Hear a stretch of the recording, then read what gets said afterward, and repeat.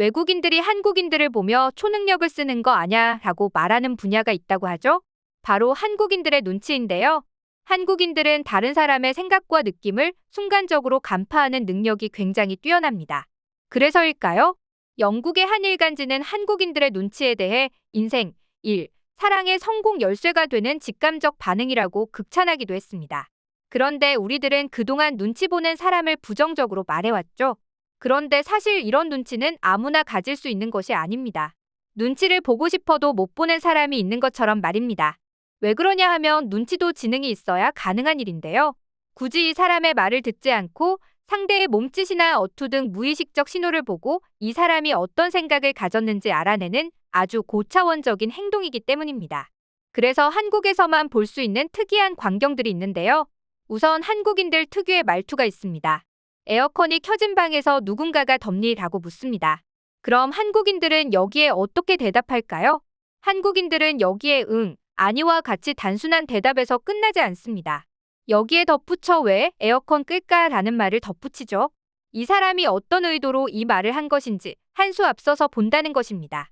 그리고 저녁을 같이 먹자는 이야기도 오늘 바빠? 라고 물어보죠. 그런데 심지어 한국인들은 눈치가 좋다는 말도 부족해 보입니다. 눈치가 좋다, 눈치가 있다는 말을 넘어서서 눈치가 빠르다고 표현하죠. 눈치가 있을지라도 느리면 소용없다는 인식이 반영된 것인데요.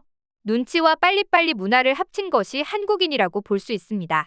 그리고 이런 눈치와 빨리빨리 문화를 단번에 보여주는 발명품이 있습니다. 이 발명품을 보고 외국인들은 그야말로 충격의 도가니탕이었다는데요. 그건 바로 식당에서의 키오스크와 태블릿 메뉴판이었습니다. 사실 한국인들은 눈치가 너무 빠르다 보니 사람에 따라 사장님 반찬 더 주세요 라는 말을 쉽게 못하는 사람들도 있습니다. 이런 쭈뼛쭈뼛하는 모습을 보고 외국인들은 정말 눈치를 많이 보는 민족이구나 싶겠지만 오히려 한국인들은 여기서 수그러들지 않고 이를 해결할 발명품을 들고 옵니다. 바로 그게 태블릿 메뉴판이었던 것이죠. 태블릿 메뉴판은 요즘 식당에 가면 눈길을 끄는 기기인데요. 과거에는 식당에 가면 직원이 직접 와서 주문을 받고 음식을 전달했던 것과 달리 지금은 태블릿에서 메뉴를 주문하고 결제까지 그 자리에서 끝내버리는 방식을 사용하고 있습니다. 팬데믹이 발생하기 전에도 키오스크가 있긴 했지만 팬데믹으로 인해 비대면 문화가 빠르게 확산되면서 한국에선 태블릿 메뉴판이 우후죽순으로 도입되었는데요. 태블릿을 통해 모든 메뉴를 확인하고 직원을 호출하거나 별도 요청이 가능한 버튼까지도 있습니다. 한국에 와서 이걸 경험해본 외국인들은 그야말로 충격의 도가니탕이었다는데요. 왜냐하면 아직까지도 해외에서는 이제서야 키오스크가 도입되기 시작했고 아직까지는 종업원이 주문을 받는 것이 일반적이기 때문입니다. 그리고 손님이 왕인지 웨이터가 왕인지 주문을 하는 방식도 굉장히 까다로운데요. 해외에 여행을 가보신 분들은 아시겠지만 식당에 도착하면 웨이터가 안내를 해줄 때까지 기다려야 합니다. 그리고 종업원을 직접 부르거나 재촉해서도 안 되죠. 홀을 오가는 웨이터와 눈을 마주치기까지 기다려야 하는 게 매너라고 합니다. 이렇게 식당 문화가 너무나 다르다 보니 놀랄 수밖에 없는 것이죠. 이젠 한국인들은 눈치까지 보지 않도록 태블릿 메뉴판까지 만들었다는 소식이 들리자 외국인들은 놀랄 수밖에 없었습니다.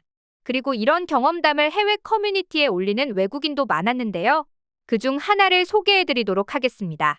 나는 얼마 전 한국에 취직했어. 그리고 점심시간을 사랑하는 한국인들답게 일주일 내내 다양한 메뉴들을 먹었지. 그런데 한국은 내가 상상했던 것 이상으로 흥미로운 나라더라. 아마 한국에 한 번이라도 여행 온 사람들은 내 말이 뭔지 바로 알걸? 동료들과 식당 자리에 앉은 순간 나는 엄청 놀라고 말았어. 그 자리에 태블릿이 있는 거야. 나는 처음에는 식사를 하면서 TV나 유튜브를 보라는 건가? 한국 사람들은 이젠 밥 먹으면서 대화도 안 하는 건가? 되게 삭막하네 라고 생각했지. 그런데 알고 봤더니 그 태블릿의 정체가 뭐였는지 알아? 바로 메뉴판이었어. 여기서 음식을 시키라고 하는데 나는 그 자리에서 벙찔 수밖에 없었어. 그리고 이만큼 발전한 한국을 인정할 수밖에 없었지. 그리고 가장 놀라운 건 한두 곳만 그런 게 아니라 회사 근처에 있는 대부분의 식당이 모두 태블릿 메뉴판을 쓰고 있었다는 거야. 정말 한국은 시간을 허투루 쓰는 게 없다는 생각이 들었어. 그리고 얼마나 빨리빨리가 몸에 배었으면 이런 시스템이 인기를 끌고 거의 대부분의 식당에 퍼져나갔을까 싶기도 하고, 그리고 한편으로는 내 고향에도 이런 게 생겼으면 좋겠다는 생각이 들었는데 금방 그 생각을 접었다. 왜냐하면 내 나라에서는 이 태블릿을 쓰면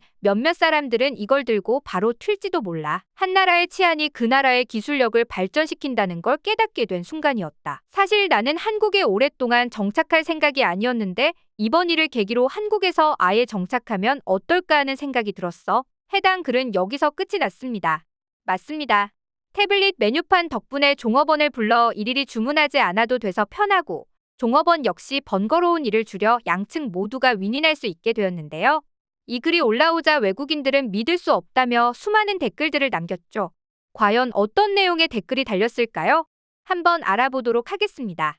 저것도 한국이니까 가능한 거 아닐까? 레스토랑은 유럽에서 생겨난 건데 시스템만 보면 한국에 너무 뒤처진다는 생각뿐이야. 한국인들의 눈치는 정말 초능력 같아. 어떻게 그렇게 빠릿빠릿한지 모르겠어. 빨리빨리 문화도 눈치 덕분에 생겨난 것 같아. 한국처럼 이런 시스템이 갖춰진다면 얼마나 편리할까? 외국에서는 모든 손님이 웨이터를 한 번은 꼭 거쳐야 해. 그런데 이게 너무 불편하단 말이지. 내가 왜 언제 올지도 모르는 웨이터를 기다려야 해? 한국에는 태블릿 메뉴판이 있기 전에는 테이블 벨이 있었다. 나는 웨이터를 한참 기다리다가 오랫동안 나타나지 않아서 자리를 뜨는 일이 있었는데 한국은 호출벨이 있어서 간편하고 빠르게 종업원을 부를 수 있었어. 그것도 신세계였는데 이젠 태블릿 메뉴판이라니? 차라리 이 내용을 몰랐으면 좋았을 텐데 너무 짜증난다. 우리는 아마 팀 문화 때문에 절대 도입되지 않을걸? 기계보다 못한 서비스를 제공하면서 대체 왜 팁을 받아가는 거야? 아냐, 오히려 한국인들이 불쌍해. 한국인들은 절대 다른 나라로 여행하지 못하는 몸이 되었어. 태블릿 메뉴판이 없는 나라가 대부분인데 그걸 보면 속 터져 죽을걸?